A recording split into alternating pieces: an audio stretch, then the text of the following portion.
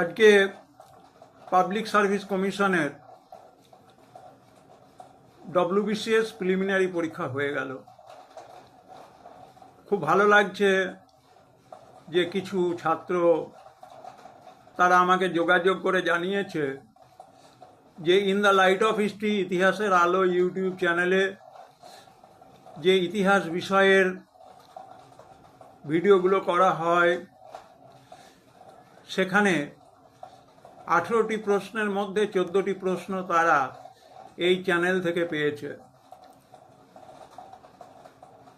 যারা ধারাবাহিকভাবে সদস্য হিসেবে আছে, যারা একটা বড় অংশ হচ্ছে যারা চাকরি পরীক্ষাতে বসছে, সফল হচ্ছে, যারা ডব্লিউবিসিএস অলরেডি পেয়েছে, তাদের সবাইকে আমার in the light off history ইতিহাসের আলো ইউটিউব চ্যানেল থেকে শুভেচ্ছা জানাই।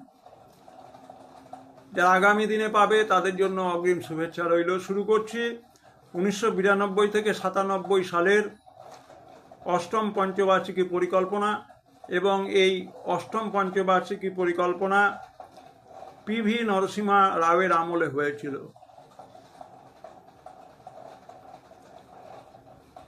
এই অষ্টম পঞ্চবার্ষিকী পরিকল্পনায় মানব সম্পদের বিকাশ, শিক্ষার বিকাশ, কর্মক্ষেত্রে বিকাশ এবং জনস্বাস্থ্যের উপরে গুরুত্ব দেওয়া হয়েছিল। মানব সম্পদের বিকাশ, শিক্ষার বিকাশ, কর্মক্ষেত্রের বিকাশ এবং জনস্বাস্থ্যের বিকাশের উপরে গুরুত্ব দেওয়া হয়েছিল, যেগুলো সামাজিক উন্নয়নের সবথেকে গুরুত্বপূর্ণ দিক। এবং এই অষ্টম পঞ্চবার্ষিকী পরিকল্পনায় Bharatvarsha new economic policy of India বাস্তবায়ন ঘটাতে চেয়েছিল। এই পরিকল্পনা সফল হয়েছিল কারণ যখন এই পঞ্চবার্ষিকী পরিকল্পনা প্রয়োগ করার জন্য তার যাত্রাপথ শুরু করলো, তখন এর লক্ষ্যমাত্রা ছিল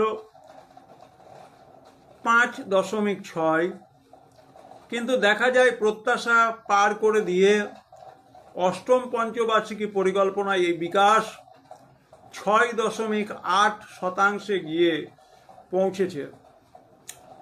মূল্যায়নের লাস্ট লাইনটি বলি, this plan was A success with an annual growth rate of 6.8% compared to the aim of 5.6%.